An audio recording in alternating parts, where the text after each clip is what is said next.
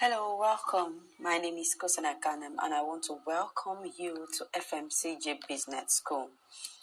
What is FMCG Business School about? We help business owners, small and medium scale business owners, to properly understand the FMCG industry in Nigeria and help them to position properly to harness the market and easily penetrate it.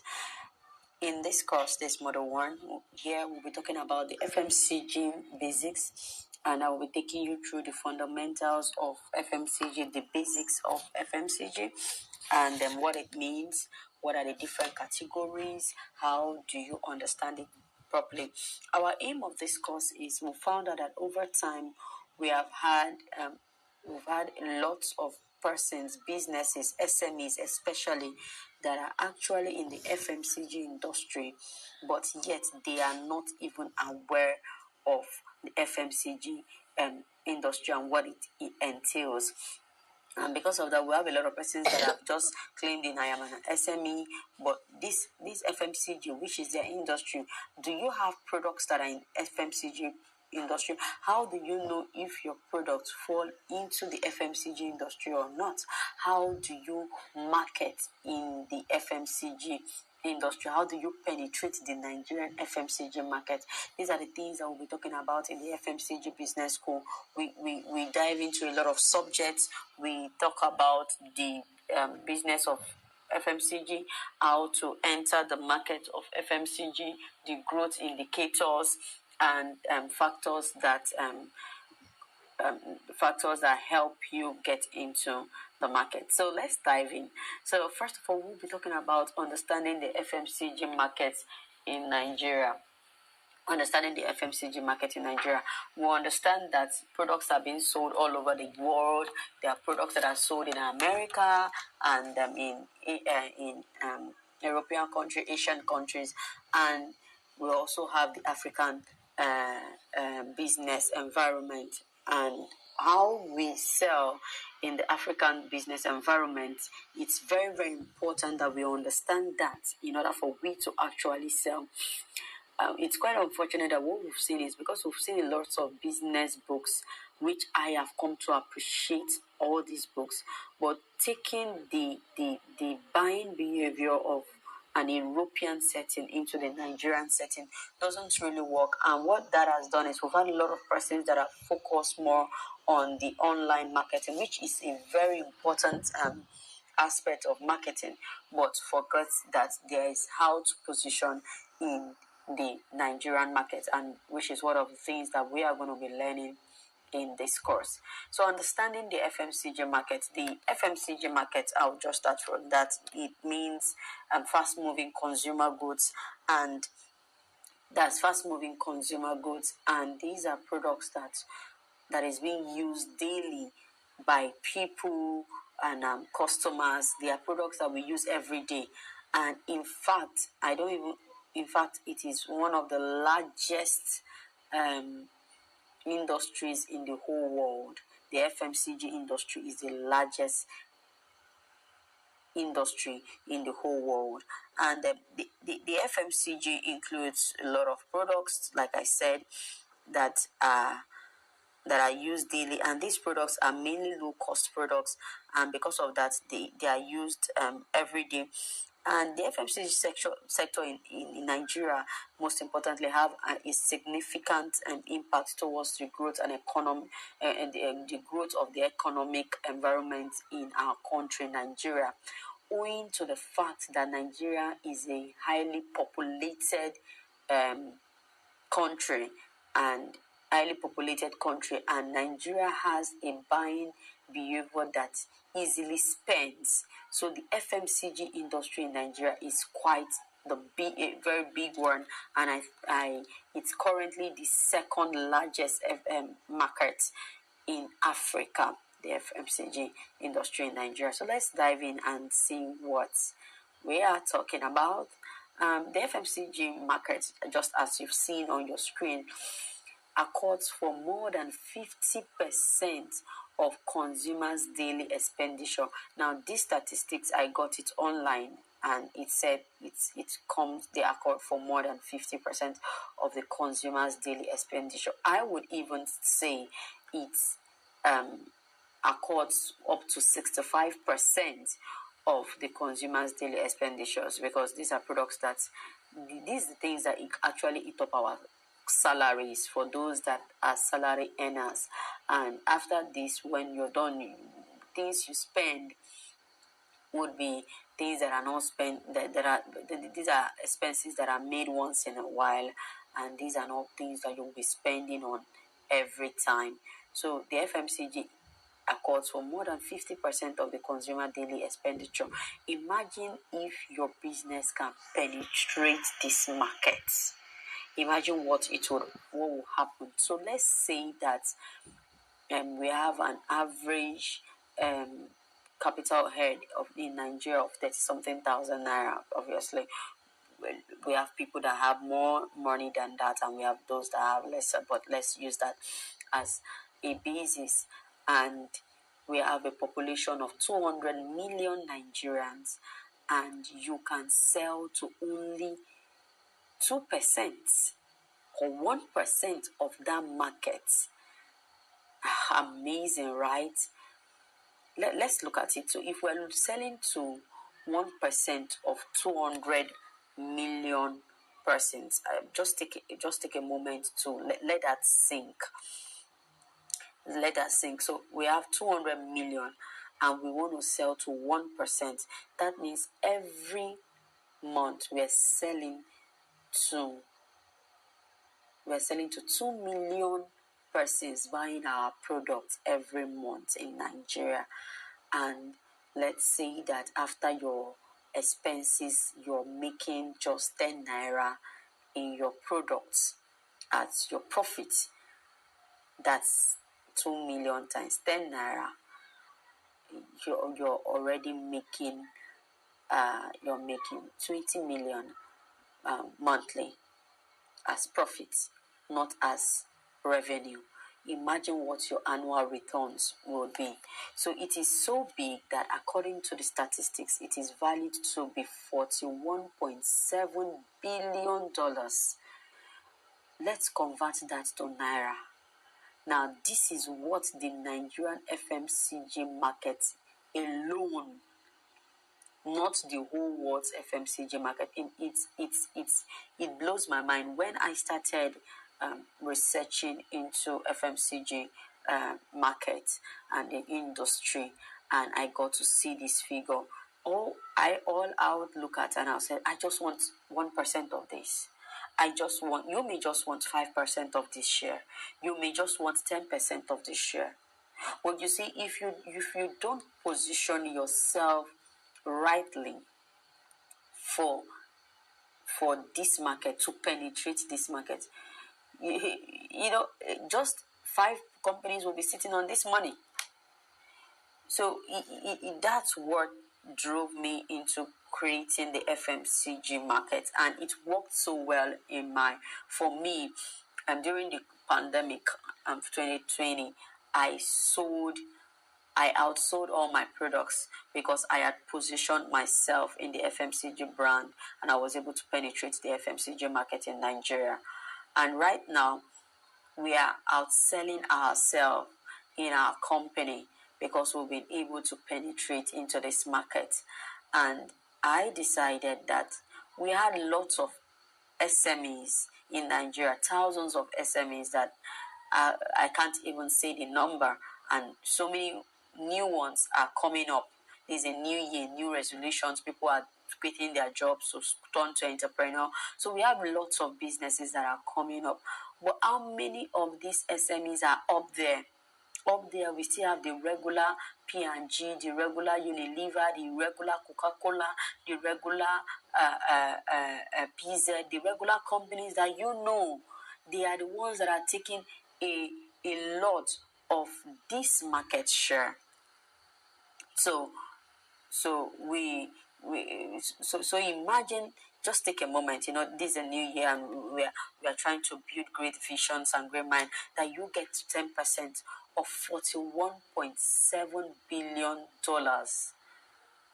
Amazing. And I believe that for you to take this course, it means that you already have a product in your hand that can give this to you.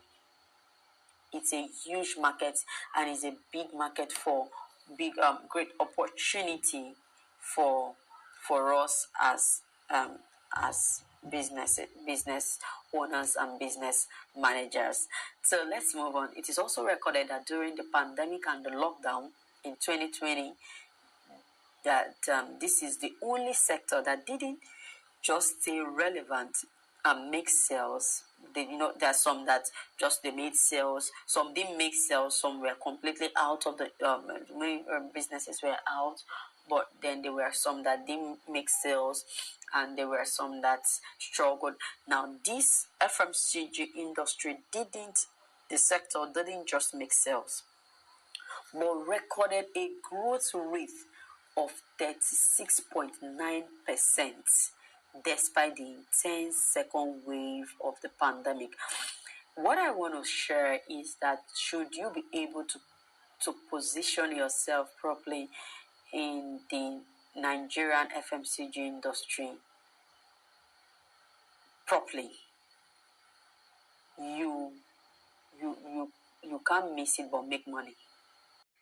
How do you know an FMCG product is a fast-moving consumer goods? How do you differentiate that, this one is an FMCG product and this one is not an FMCG product? Now, for example, creams are part of FMCG products, but there are some brands that are not FMCG.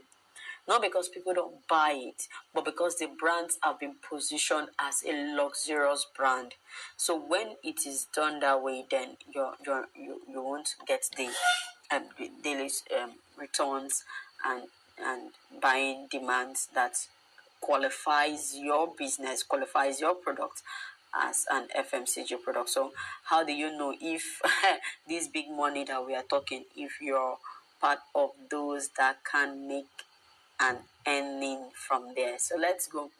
So number one is that FMCG products are bought frequently. They are bought frequently. They are bought. So for number one is that FMCG products are bought frequently. They are bought frequently. They are bought. So for example, you use toothpaste every day, so you have to buy toothpaste every day. You use it. So you buy it more frequently than you would buy a phone. You have to bath every day. So you're using soap more frequently than you're using, you buy soap more frequently than you're buying a new car.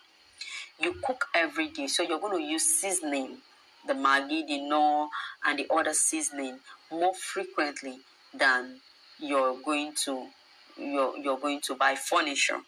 So you understand. So your products, you need to keep your house clean. So you need to buy frequently toilet wash. You will need to wash your clothes, so you buy more frequently washing soap and detergent. You need to wash your hair, so you're going to buy more frequently shampoo than you buy shoes. Are we getting where we're falling? You're going to wash your hair, so you're going to buy hair products more frequently than you buy shoe. Now, we are not talking about people that buy things out of free. We're talking about basic necessities. And you need to clean up your plates, and other laundry things. So you buy these products more frequently than you buy others. You need to drink water. So you buy water more frequently than you buy a bag or you buy a book, right?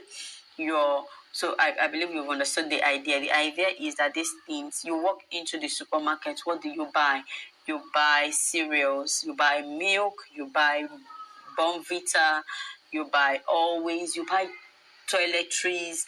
These are products that have frequent purchase, so people buy it every time. Now, these products also have short shelf life.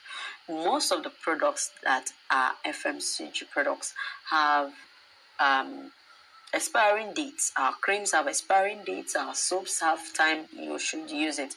But if you buy a car, it doesn't really have an expiring date except it gets spoiled. Your furniture doesn't have an expiring date except it gets spoiled, or you need to rechange it.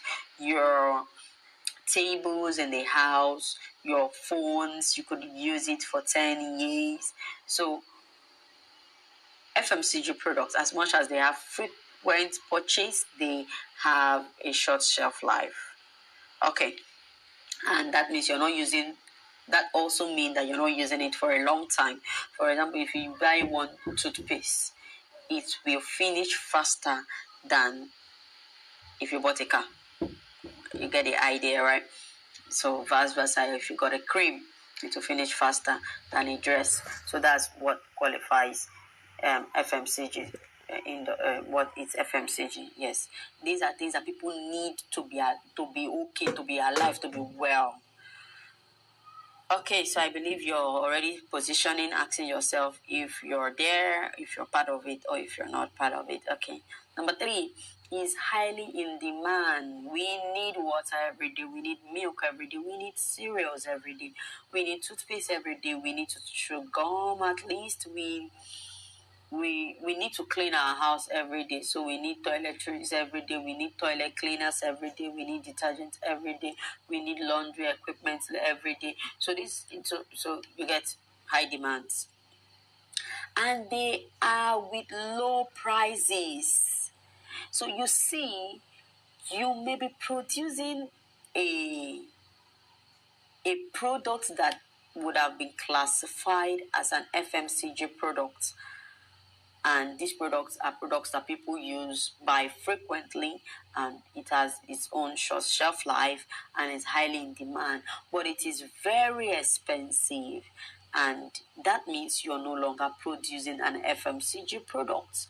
That means you're now producing a luxurious product, and that means you are not under the FMCG category. So let me explain to you now what that means. So for example, say you're producing cream, and the average cream in the Nigerian market is 1,900, 1,500. Let me use that. 1,500 is even quite stretchy, but let's just go to 1,500. And that's what the average Nigerian can use. Remember, this course is understanding the FMCG market in Nigeria based on our spending capacity, based on the current economic situation of the country. And like in module 2 of this course, we'll be diving into the spending patterns of Nigerians, the spending patterns, the market size in Nigeria. We'll be looking at how do people spend, what are their buying behavior in the east, the western part of Nigeria, the southern part of Nigeria, and the northern part of Nigeria. Now, let me explain. Now, for example, there's a product that was designed, and it was an edible product, and this product has been sold in Lagos and even in the east, and it was going well. But when they sent this product to the north, the northern market refused to buy it. When we did the research, we found out that they said the product wasn't sweet. The North love sweet things. They love perfume. They love fragrance. So you see, one of the things we'll be talking about in the second model, but back here. So if you're producing a cream and the cream is expensive, then you're not selling an FMCG product. You're selling a luxurious brand. Whether you want to justify it as eco, quality, natural, vegan, and any other word, but these are the criteria that make your product an FMCG product, and these are the products that will give you the money that we talked about. Remember, we said it's said to be $41.7 billion this market. So these are the things that would give you that money in Nigeria. Let's go on. High sales volume, because they are frequently purchased, they have a short shelf life, and high demand, low prices. Normally, so it's normal for people to always buy it, so they buy them in high sales volume. You buy them in high sales volume, which is where the profit come in from. This is where the profit come in from. Have you ever thought about how there are some products that are so okay? For example, like we did. Remember, we talked about. Let's go back to our first illustration that we have 200 million persons in Nigeria, and we want to sell to one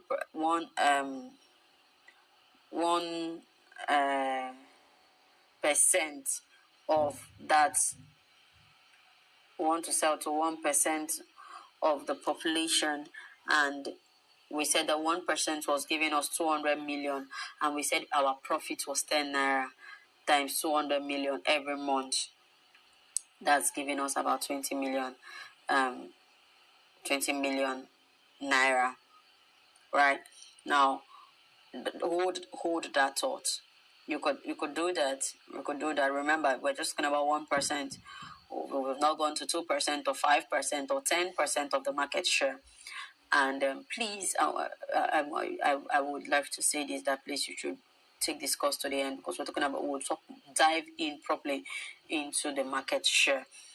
So that's just 1% of the market share of the Nigerian market population buying from you. And we get that at 10 naira, that we're having 20 million naira. 20 million as profit, not as revenue. Now, by the time we had profit and all, we should be having up to 80 million as our monthly revenue. Multiply that by a year. I believe you'll be able to get the figure of how much you'll be able to make in a year. Now, that's option one. Option two, you may choose to sell these products to 100 customers every month, and they are buying it at, let's say, 5,000 naira. Your cream is 5,000 naira, and you have 100 people to buy. 100 is too much. You have 500 people to buy from you, and then you're just making 2.5 million naira as revenue, not as profit. So for it to be an FMCG product, it has to have high sales volume, and high sales volume gives you high turnover. We sell with turnover. This is where lots of SMEs have missed it. We sell with turnover.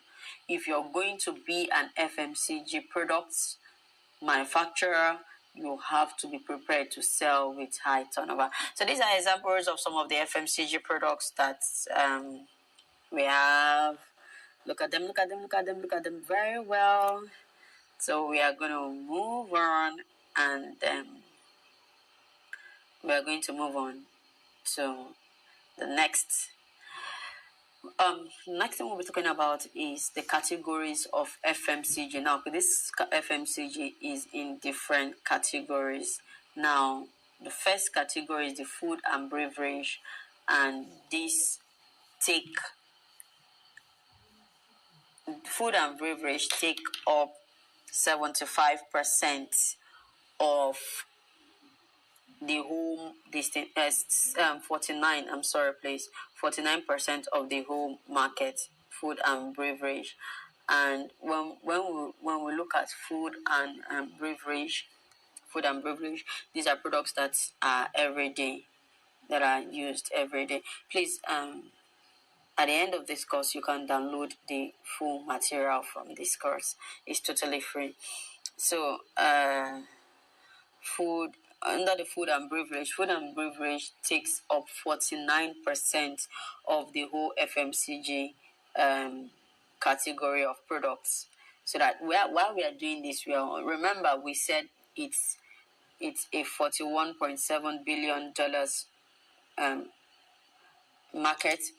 So that you understand what are you producing and what's your share. So food and beverage already, they have taken 49% of that market, and I believe you will understand the reason.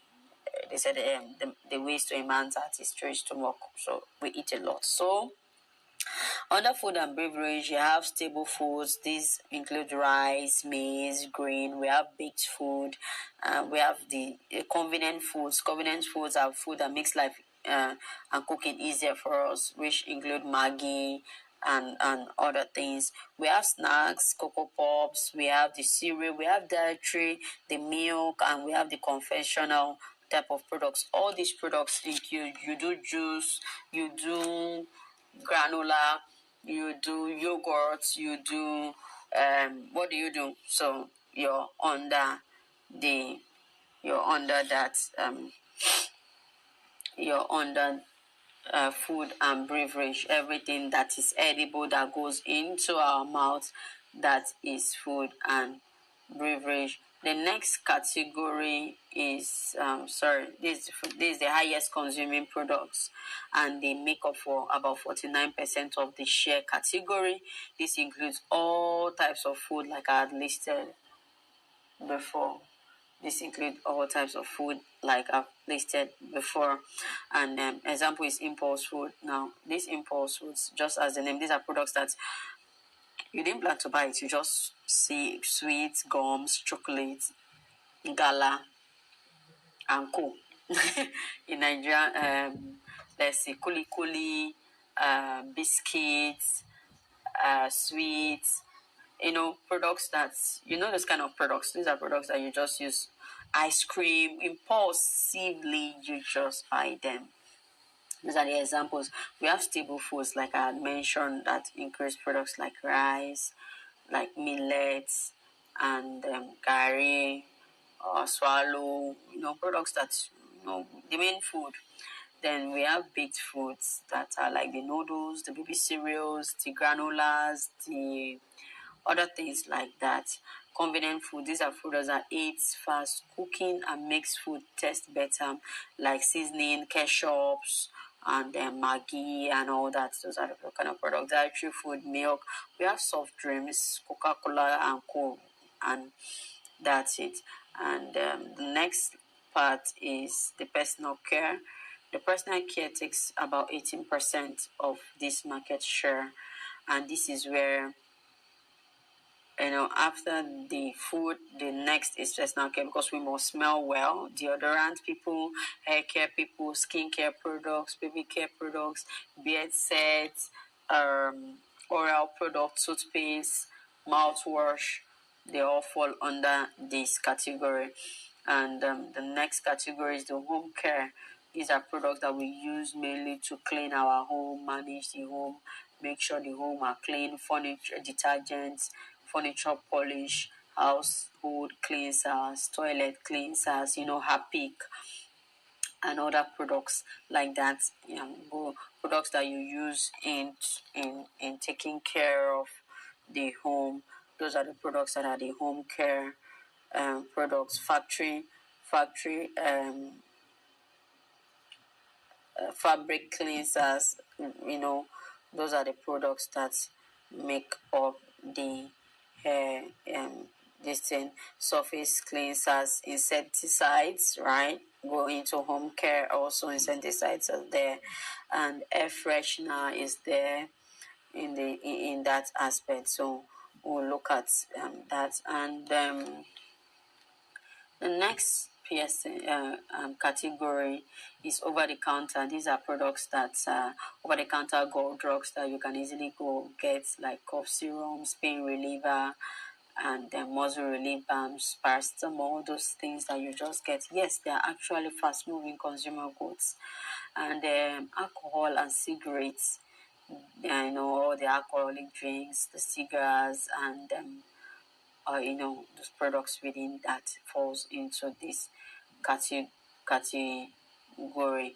So I believe you've been able to understand the different things that make up if your product is an FMCG product or not, and you've been able to identify if any of your products fall into FMCG products, and